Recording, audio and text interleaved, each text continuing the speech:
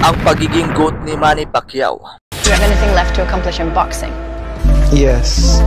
You know what is that? No. To erase the debate of who is the greatest boxer of all time. Alam nyo ba mga idol ang rason kung bakit hanggang ngayon ay lumalaban pa rin ang ating pambansang kamao Manny Pacquiao? Sa kabila ng kanyang edad ngayon na 46 years old, may isang video mga idol na kung saan ay sinabi mismo ni Manny Pacquiao ang kanyang rason kung bakit gusto pa rin niyang lumaban. Palaging sinasabi ni Pacquiao na passion talaga niya ang boxing at hinahanap daw talaga ng kanyang katawan ito. Ngunit hindi po yan talaga ang kanyang rason mga idol. Ito at pakinggan natin. Do you have anything left to accomplish in boxing? Yes. You know what is that? No. To erase the debate of who is the greatest boxer of all time. And that would be you? I don't know. That's why I'm still keep fighting. There's no limit. In God, there's no impossible. All things are possible as long as you believe God and believe yourself. Boxing living legend.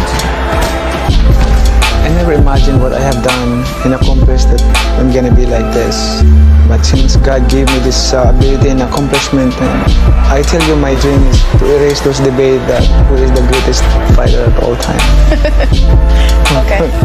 Alright. Ibig sabihin lang nito mga idol ay talagang malupit ang plano ni Pacquiao. Gusto niyang burahin ang usaping GOAT o greatest boxers of all time. Hindi man direkta sinabi ni Pacquiao mga idol, pero parang gusto ni Pacquiao na tawagin siyang GOAT ng boxing. Para po sa mga hindi nakakaalam sa panahong ito mga idol, kasado na po ang laban ni Pacquiao kontra Errol Spence Jr. Malupit sana ang planong ito ni Pacquiao mga idol kung sakaling natuloy sana ang laban kay Spence. Kapag nanalo kasi si Pacquiao kontra Spence mga idol, siya sana ang haharap kay Terence Crawford para sa undisputed battle. Ito siguro ang ibig sabihin noon ni Pacquiao mga idol. Kapag nanalo siya kay Spence at Crawford, siya ang tatanghaling undisputed sa welterweight division. At dahil dito talagang kumbinsido na talaga ang buong mundo na siya ang GOAT ng boxing o greatest boxers of all time. Isang 8 division world champion at isang undisputed sa welterweight division sa edad na 43. Kaya naman ano ang masasabi ninyo dito mga idol?